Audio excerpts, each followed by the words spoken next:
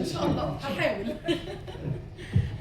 في البدايه طبعا انا بشكر دكتور عبد المنعم لترشيحه ليا اني اتكلم في الموضوع، وخاصه ان موضوع ثوره يوليو هو صميم شغلي في الدكتوراه. وموضوع التمصير كان اساس يعني جزء رصين في الرساله. أنا سميت الموضوع أو قلت عندما أصبح الاستقلال السياسي مشروع اقتصادي. الحقيقة إن ثورة يوليو ما كانتش مجرد تغيير للنظام السياسي، لا دي كانت مشروع لإعادة صياغة علاقة الدولة بالاقتصاد والمجتمع. وطبعا انطلاقا من القناعة القائلة بأن الاستقلال السياسي لن يكتمل إلا بالاستقلال الاقتصادي، أدرك الضباط الأحرار أن خروج الاحتلال البريطاني من مصر مش هيكون كافي ما دامت الموارد والمؤسسات تحت سيطرتهم.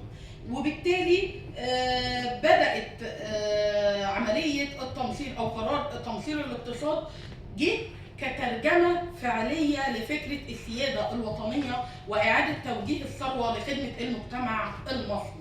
وطبعا الرئيس عبد الناصر أكد ده في فلسفة الثورة لما قال إن الثورة ما كانتش غاية بحد ذاتها، وإنما كانت وسيلة لبناء مجتمع جديد قادر على حماية استقلاله وصياغة مستقبله، وهو ما جعل تحرير القرار الاقتصادي امتداد طبيعي للتحرر السياسي.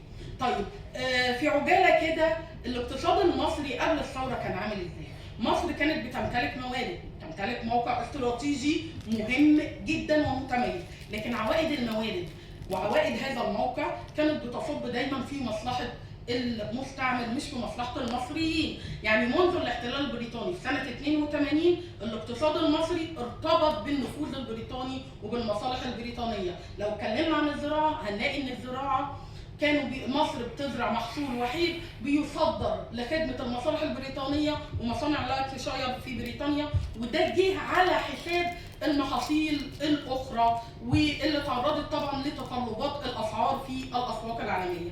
كمان إن الشركات الأجنبية سيطرت على كل المؤسسات والقطاعات الحيوية للاقتصاد في مصر، زي البنوك، زي شركات التأمين، زي الكهرباء، زي الملاحة، زي التجارة الخارجية، وكل عوائد هذه المؤسسات كانت بتروح أرباحها للخارج ما بيستفدش بيها المصريين. وبالتالي أصبح هنا السيطرة دي أو النفوذ الاقتصادي أداة ضغط على النفوذ السياسي من قبل المستعمر. وده خلى ان المجتمع يبقى مجتمع غير متوازن، لان الاف الفلاحين كانوا بيعانوا من الفقر المضجع، ولان الثروه كانت متركزه في ايد كبار الملاك الزراعيين، والفلاحين بيشتغلوا عندهم بالاجره. كمان مش بس كده، ده خلى النشاط الصناعي نشاط محدود. اعتمدت البلاد فيه على استيراد معظم احتياجاتها الصناعيه من الخارج، في حين ان راس المال المصري او الوطني كان عاجز عن ان هو ينافس المؤسسات الاجنبيه، باستثناء طبعا بعض التجارب الرائده، وكان على راسها تجربه طلعت حرب سنه 1920 لما انشا بنك مصر اللي انشا لنا 7 شركات، ومنهم شركه السينما اللي اتكلمت عنها زميلتنا نهاد. وبالتالي اصبح الاهتمام بالاقتصاد اولويه او حتميه، لازم يكون في اهتمام بالاقتصاد. ومن ثم قياده الثوره ادركت دوت وشافت ان اسقاط النظام الملكي لوحده مش هيحسن حياه المصريين، لا ده لازم يصاحبه مشروع اصلاح اقتصادي واجتماعي. عشان كده صدر قانون الاصلاح الزراعي بعد اسابيع قليله من الثوره، وأعاد توزيع الثروة مرة أخرى، عمل على العدالة الاجتماعية. وده بعد كده بدأت تبقى فيه خطوات بشكل تدريجي شملت باقي أفرع الاقتصاد المصري. طبعا أنا مش هتكلم عن الإصلاح الزراعي لأن دكتور رزق اتكلم عنه، لكن أنا هقول إن الإصلاح الزراعي كان بداية التحول الفعلي في تمصير الاقتصاد المصري.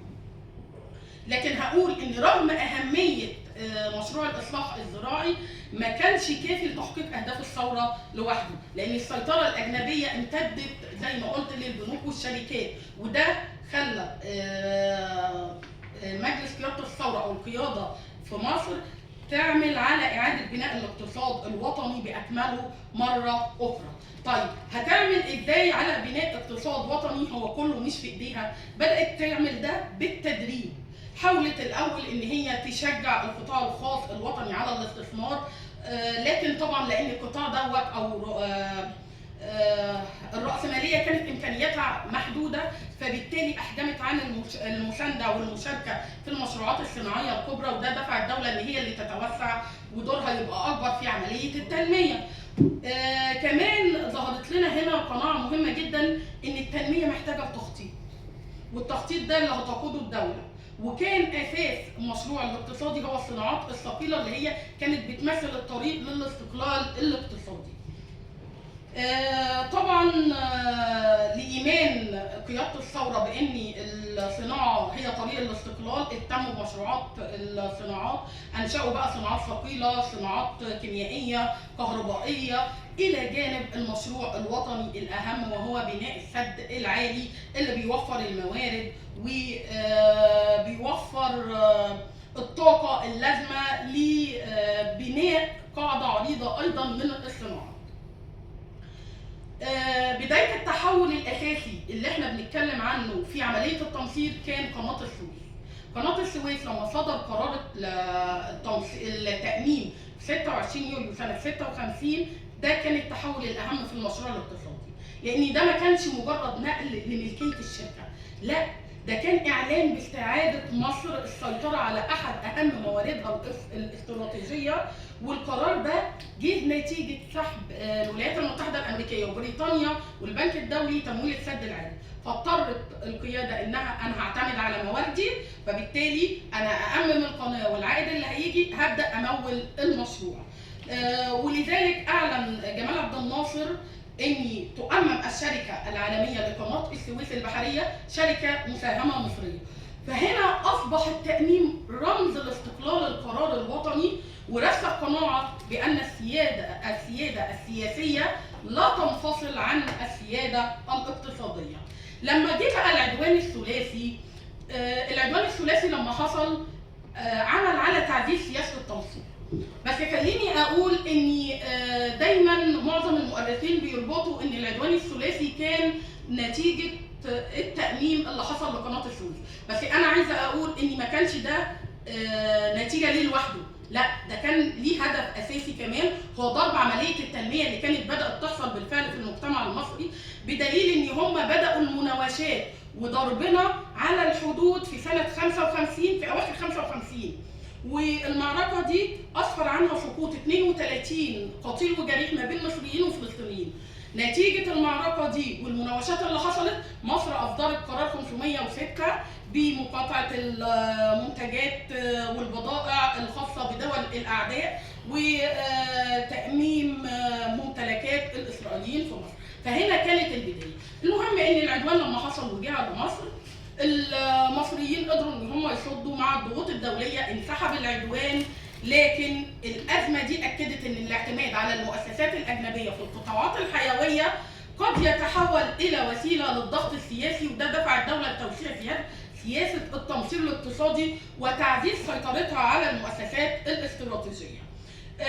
بعد الازمه دي بدات الدوله ان هي تنقل ملكيه البنوك وشركات التأميم والملاحة والمرافق العامة للإدارة الوطنية، وده ما كانش الهدف منه إنه يعبر الاستثمارات الأجنبية، لا كان الهدف منه توجيه الاقتصاد المصري لخدمة خطط التنمية وتحقيق الاستقلال الاقتصادي. وبالفعل المصريين نجحوا في إدارة قناة السويس بعد التأميم، بقى عندنا كوادر وطنية.